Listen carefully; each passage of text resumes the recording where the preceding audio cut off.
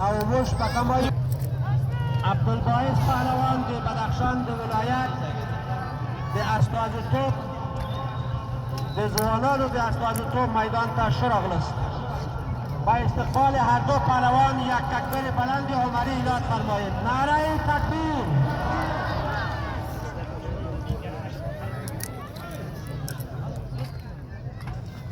قرار معلومات قاری ادریس یک تن از پهلوانان است که در سطح کشور مطرح است و پهلوان عبدالباعث هم از جمله چهره‌های مطرح ولایت بدخشان. قاری محمد ادریس از قندوز با لباس سفید و عبدالباعث پاسیابی از ولایت بدخشان. دوال تا خراغ رسوایی.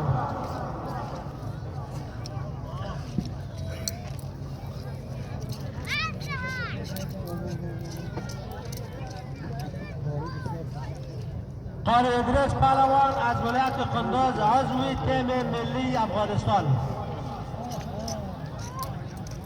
عبدالباعث پهلوان از ولایت باستانی بدخشان. هر دو آماده هستند تا با مسابقه خود آغاز کنند.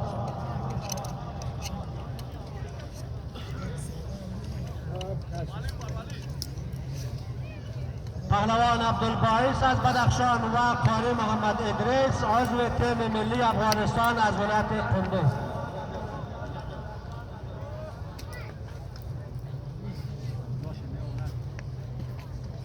ماشاءالله هر دو پهلوان دارای استعداد بالا و از مهارت‌های خاص پهلوانی برخوردار هستند.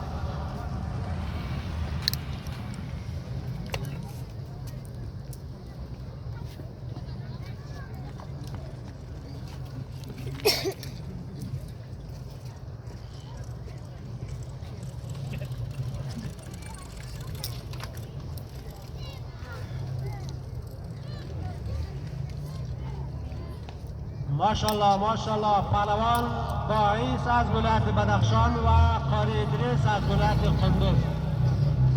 مسابقه بین دو ولایت جریان دارد، قندوز و بدخشان. الله اکبر لله الحمد. گزارش داورا پیش ما